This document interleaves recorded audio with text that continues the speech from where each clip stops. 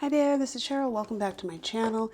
In today's video, I thought I would get out my Royal Talens sketchbook and walk through my process for starting an intuitive page on my sketchbook. I don't have an idea of what this is going to look like, and this video is just to encourage you to get out your materials, keep it simple, and play. And so I thought I'd walk you through how that might look. I have some Caran d'Ache Neocolor 2s, and I have a whole bunch of my favorite Tombow markers. And I have just some water pens. And I also have just some, luminance pencils, a few of those I'll put in there. And I may or may not use them, but I'm starting out with a limited number of supplies. And the key here is that all of these supplies are water soluble. And it can be really helpful to have this water brush so that this is pretty compact and easy to, it could be easy to travel with. You could work on the couch. You could just simply have this limited supply and limited tools as an idea in your tool belt so that you can just know that you don't have to have everything in the toolbox. I think I've talked about that in other videos. But in this series, I'd like to try to do this a couple of times and maybe just let you see that a sketchbook could fill up. And I have no idea what's going to happen. So I'm just going to get started. I'm going to talk a little bit, but I might get quiet because sometimes it's really hard to draw and talk at the same time. But I have just a random selection of colors and again, a random selection of Tombow markers. So I think I'm going to start with the Caran d'Ache, the Neocolor 2s. And the thing to do is, I think sometimes when we see a blank page, we get, oh my gosh, where do I start? I'm just going to close my eyes and I'm just going to play with a line and then stop. I'm going to open my eyes. And this is where I am. So right away, the page it's not flawless anymore. All of these little marks are opportunities for me to do something else. So I'm gonna take the next thing I wanna do is I'm gonna take my brush pen. This is a Pentel brush pen, well loved. And if I can get some water in there, squeeze it. A little water will come out. And I'm just going to add a little bit of water to this. Now, when I do this, I don't have in mind, I tend to be an abstract, I'm an abstract artist by nature, like that's my thing. But when you're doing this, you may want to draw a thing, something recognizable, and that's cool. That's great. I may do that in other videos, try to do that. But for me, these are just opportunities and spaces on the page that give me a chance to respond to it. So this becomes a conversation. So I've got this much, and I'm not gonna fuss too much. I'm gonna go for another color. And I'm gonna make some other marks. I'm gonna think about, for this one, I'm gonna think about circles. I'll tell myself, okay, let's try and create circles. And then maybe I will use the tool in another way. I will create some circles by wetting this Caran d'Ache Neocolor 2 and with my brush pen, and then I've loaded the brush with a little bit of paint. So then I could this mark is different from that mark because it's a light solid color. So that gives me another opportunity to go in and create some other kind of energy on the page. Why is this important? Because it's so relaxing and so much fun. That's why I do it. So I'm going to wet this again here, and then I'm actually going to flick some of that off, and it's going to create a lovely texture on the page. So while this is wet, I'm going to use this to create some other marks. And notice that I'm holding this not like a pencil, not tight, but way up top, and letting my wrist move, letting my hand, letting it meander, letting it go to the side, creating all kinds of texture. And then I'm going to do the same thing here. Now it's dried out, but you can see that I'm just letting my hand move and letting the wrist, my arm and wrist, get into the action. Okay, so I've used that. Now, another thing that you might think about doing is just going in. I've loaded this water brush, and I could go back in and just get rid of some of that that's here on the brush, clean it off on the page, and it gets lighter and lighter as the water comes in. So already I've got all the quadrants, activated. I've got some different marks, and now the question becomes, what's calling me? What's wanting to happen here on the page? So this might be a chance to take into some other tool. Now we've got this cranny mark. What would happen if I came in with, again, I'm holding this Tombow in a really loose way. This is another kind of mark on the page. See this loose Tombow? It's a gray. This is an N55, very neutral gray color. I just grabbed it. I have no idea what's going to happen, but I'm also meandering around the page. And I am also, as I'm doing this, I'm doodling all the way across the page. But what's happening here also is that I'm creating opportunities with these little circles and lines and shapes on the page to have more things happen around them and inside them. So I can go in and maybe with my Neocolor 2, I'll go back in and just paint something solid, draw a crayon shape in one of those shapes. And then maybe another one could go down here, like this.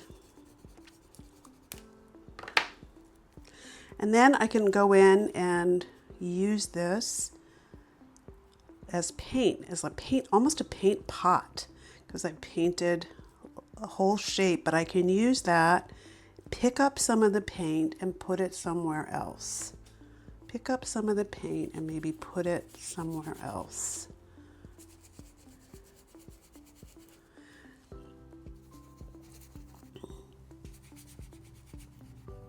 And just wet it. And then I'm gonna squeeze this because my brush is getting a little dry. And then I'm just gonna take it and start to draw with the paint. And again, now I'm creating some other kind of texture on here. So every time you go in with a layer, there's an opportunity to create this rich history on the page. And that's what kind of gives a sketchbook page like this kind of intuitive sketchbook page, dynamic interest. You can, or it's not, sometimes, the idea that every page is going to be successful can really mess you up. And this may not suit everyone's fancy, but what's it doing for me? It's giving me kind of a relaxation and kind of fun. I'm enjoying it. So now I'm going to start, maybe I'll work in this one corner here with this darker Neocolor 2. This is a black. And I want to make a shape that's what I'm thinking about is shape, dark shape. And as I'm drawing, it occurs to me that this feels like a plant. So I just go with it, just go with it. It's just a sketchbook page. Nothing bad's going to happen if it's not a great image. And it's just a moment in time. It's just a moment in time when you have this tool in your hand and your energy and the marks come through. That's all it is. It doesn't have to be perfect. It can be messy. It can be something that you don't even understand, but my hand is moving. The energy is flowing through my hand, and I'm enjoying it. That's what we go for.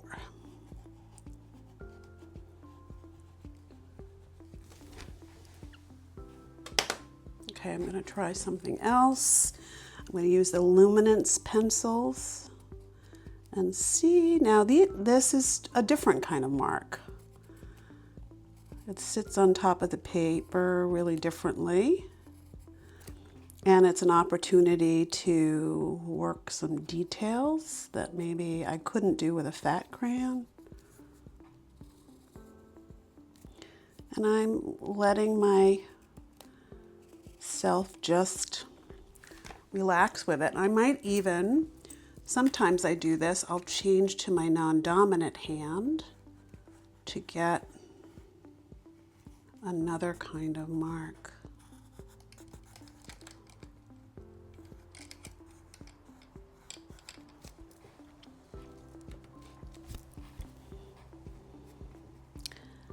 And then sometimes when I'm doing these pages, and if you've seen some of my sketchbook flip throughs, things just come out. Sometimes there's an eye.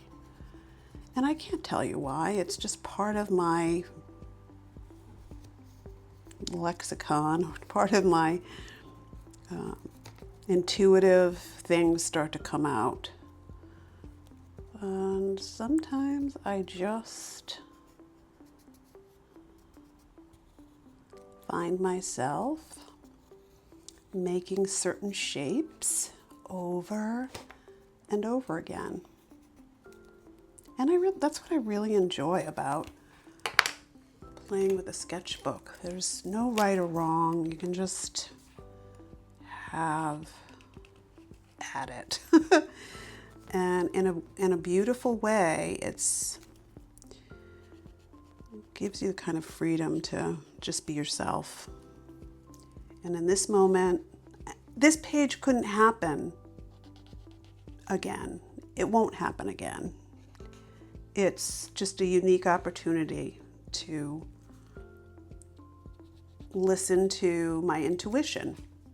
And that's all this is. It's an exercise in intuition and trust and the willingness to just play. And now I'm reaching for a completely different color out of this. Now, when I look at this, yes, there's warmth, and now I've started to add some very cool blues, which may or may not work. I don't know. But it's what my gut told me. Just try something in another. This blue just started to call my name.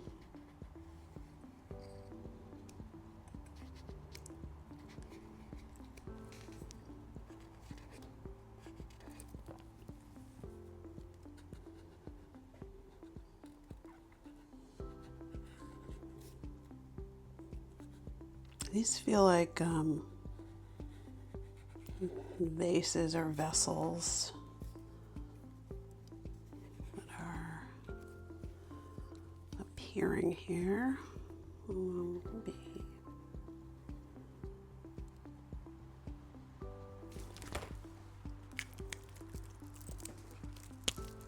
Remember, those tombos have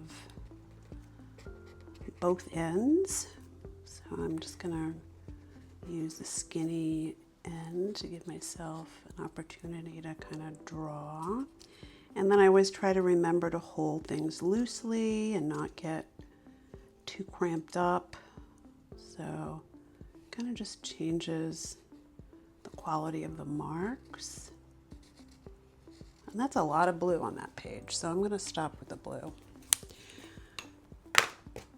Now I'm going to go in and add a little more water to this, because you can see with the Tombow you can get, if you go back in, it does, with water, it does become painterly in that way.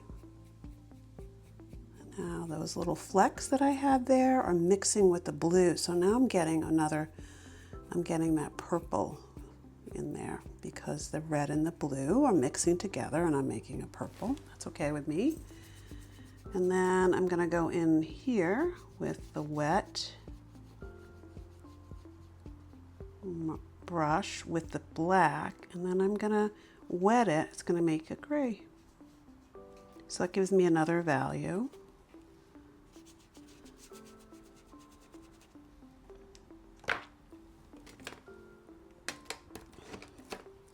Darker blue.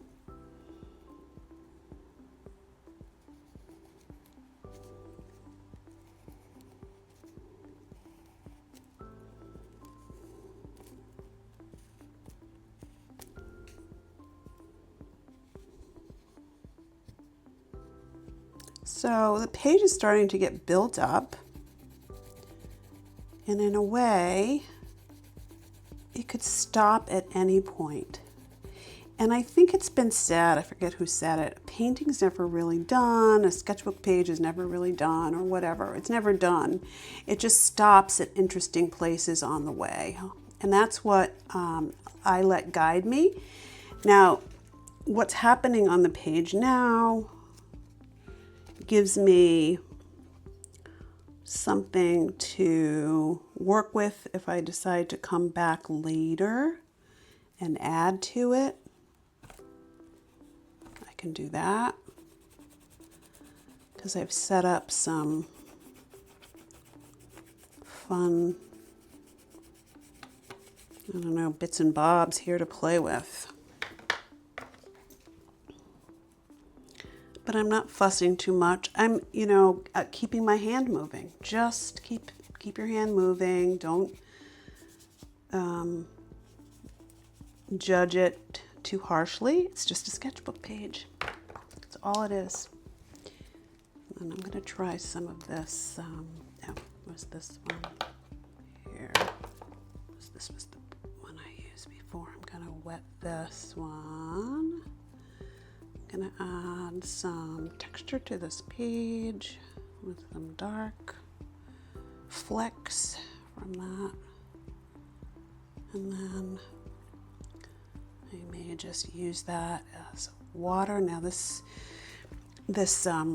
sketchbook doesn't really like a lot of water, so the page might buckle, but that's okay with me. I kind of like them when they take on a little quality of history, and the book may begin to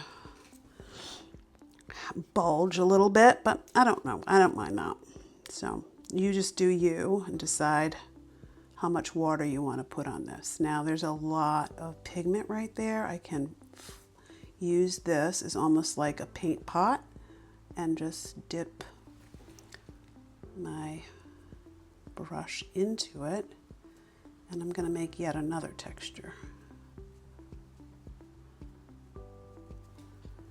And then it's over here, so I might try and put it somewhere else as well. Over here, I kind of like playing with the brush. So this can go on, and I might come back to it, but it's the start of a page. It's a page that wasn't there before, and it's, I've only spent about 10 minutes, I guess. What does this say? Oh, maybe 15 minutes or so with all my yapping. But you can do as much of this or as little of this as feels comfortable to you. Right now, I feel like I'm just going to stop here because I like a lot of the things that are on there. And I could use this page later on to go in to start to journal into some of these little corners. I could write, like I can do intuitive writing, and that is writing that's, you know, looks like writing, but really you can't read it. And that could be